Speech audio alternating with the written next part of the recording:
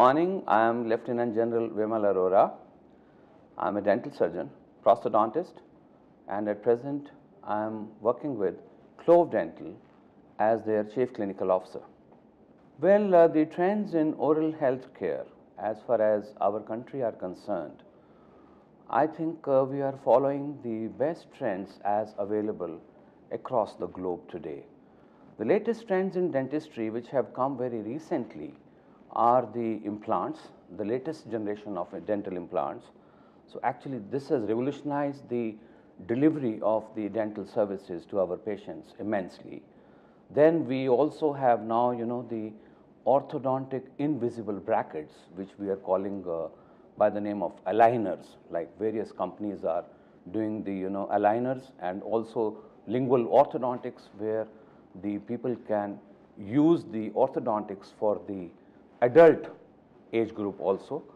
Then the newer product range which has come in is immense in terms of the nanomaterials, in terms of the atraumatic restorative materials, the newer bonding agents, and also the materials which can prevent dental disease to a very large extent. But what is really of interest today is the introduction of scanners, which is going to obviate sending the impressions to the laboratory, and we can take a digital image of the mouth and send it to laboratory, and the prosthesis can come back duly fabricated from there. The challenge is awareness. It's not only awareness about the dental disease, it's also the awareness about who will treat it. Like you will realize that a guy will never go to a cardiologist for a skin problem, whereas here for a root canal you will walk up to an oral surgeon. Obviously you cannot expect that he will be able to deliver the same kind of treatment in terms of its quality.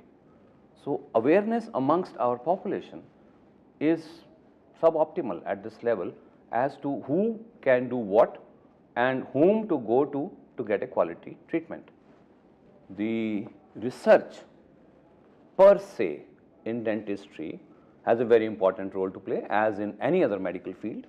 We cannot progress nor we can achieve something in terms of a tangible outcome or a prognosis unless it is backed by research.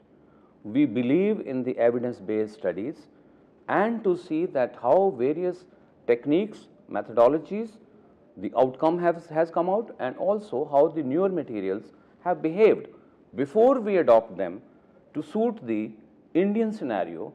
So the research has a very, very important role to play. The best practices related to Clove Dental are actually the practices which are our strong points, though those are our SOPs. Clove Dental stands for quality. Now, what do we really mean by quality? Every dentist says that I am doing a quality work, but who is there to say that he is doing a quality work? It is his verdict versus the verdict of the patient. Like, there is no one who is checking the quality. The best practice is what Clove has done is, like, we have a department which is a quality department. This department is a full-fledged department, and it is directly reporting to the CEO of the company and the Chief Clinical Officer that what exactly are they doing. They are visiting the clinics to see that 100% sterilization is maintained. They are visiting the clinic to see that the 100% documentation, records, and the correct treatments are maintained. And at the back end, we are seeing almost 50% of all the patients treated, whether they have been treated right or wrong, by experts sitting all over the country as well as abroad.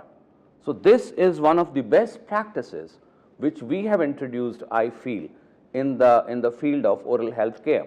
And the second best practice is our 4-step sterilization. Now, sterilization, no matter how much emphasis I want to give, will be lesser, because dental clinics are the most common place from where the infection travels, and our population at large is not aware of this. We practice 4-step sterilization at the same level what is practiced in America or in all advanced countries. And we are very proud to say that No cross-contamination can ever take place from our clinics to another patient. What sets Clove apart from other clinics? Well, Clove Dental is the largest dental chain in the country. We have more than 500 dentists, with almost 75% of them are specialists. We also have more than 180 running clinics at this time, and very soon we are going to a mark of 600. That is one thing which sets Clove apart from any other chain or any other clinic. Clove is redefining dentistry, that how dentistry is performed. People are copying us now, which is so much of happiness for us that we could bring an immense change in the landscape of dentistry as to how the dentistry is to be practiced.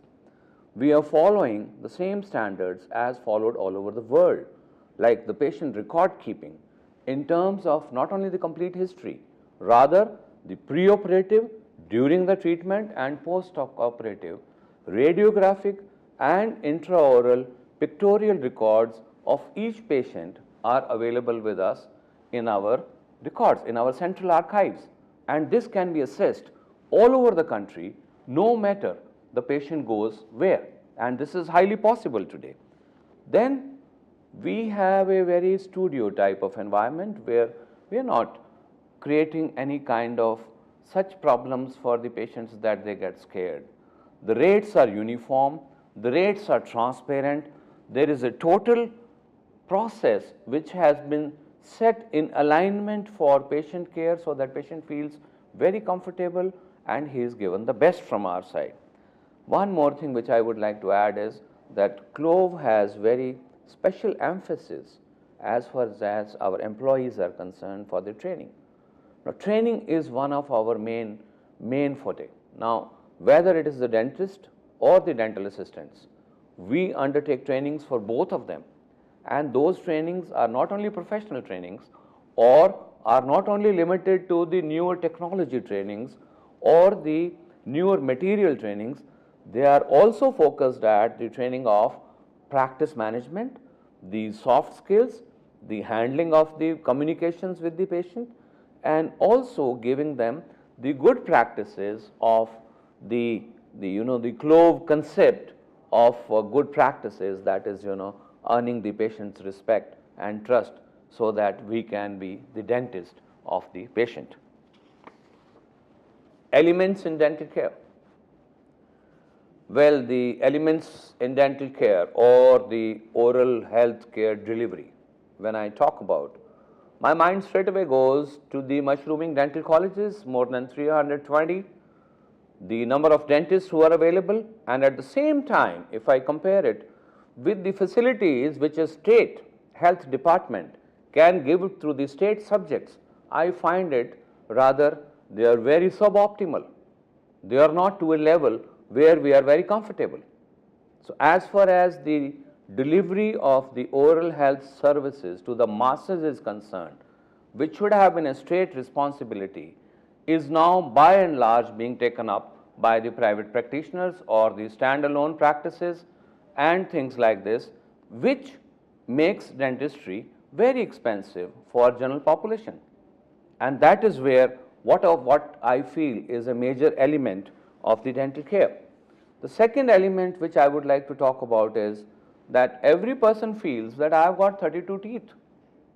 If I am losing couple of them, doesn't make any difference, because he feels that I have other teeth. He is not aware that if he loses one tooth, the whole structure of his jaw and his teeth undergo change. He doesn't realize that the dental disease has a major impact on other diseases which a person might be suffering. And he is also not aware that the other diseases have an impact on his oral conditions.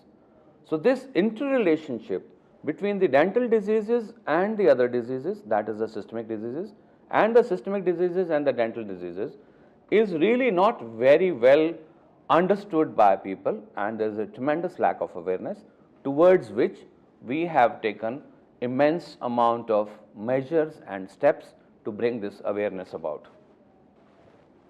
When I talk about challenges for the oral health care delivery, one of the top things which come to my mind is the awareness about dental disease. Even if I speak on this topic for the whole day, I think it will be less, because this awareness of dental disease is not there. That is what is our major challenge. Immense number of studies have come out that prevalence of dental diseases amongst Indian population is close to 80%, ranging from 78 to 80%. If 80% of our population has some kind or other of dental disease, I think we need measures that this treatment facility should be available to masses at a very lowered price by the state. That is one of the very major challenges which I feel. The second major challenges, amongst the second major challenge which I feel, is lack of insurance cover for getting the dental treatment done. Like till couple of years back, the insurance sector was not backing up the health sector, whereas today you can easily walk up to the major hospitals and you can have your treatment done through the insurance. Such scenario doesn't exist for the dental treatment at all. The practice plans, which is the other way of reinforcing this kind of insurance, also is very, very low. The rate at which the people who are reaching out for dental plans is also very low. So these two are something which is a very big challenge for us. And I would also like to comment upon the unregistered dental clinics, the dental quacks who are working in our rural areas or even semi-urban areas, and the control of the regulatory authority is not such strong that we can prevent those. That is what is my third challenge if I look at this. Minimum standards which are necessary in a dental clinic. When I talk of minimum standards, I would like to talk first about sterilization. I would like to know that quality assurance is there. Quality assurance means not only quality of the materials, but also quality of the technique, quality of the dentist, that is his competence quality, that are you competent enough to handle this particular treatment. So after quality, I'll come to that the biomedical waste is properly disposed of. I hope you are not making it a public hazard by disposing it off in the nearby dustbin. We cannot have that. I hope your clinic is mercury free, because mercury has an immense role in mercury poisoning. We cannot have any more fillings which are with mercury, that is, that silver amalgam fillings should be out of the dentistry in totality. I would also like to emphasize that all clinics are following the radiation hazards measures, that they must have a TLD badge, which are the dosimeters which measure radiation in a clinic, and those are sent periodically for checkups. And I also hope that each clinic we can take a swab and send it for pathological examination and ensure that the pathological exam says that this clinic is free from sterilization. These are some of the bare minimum clinical standards which I would like from our clinics.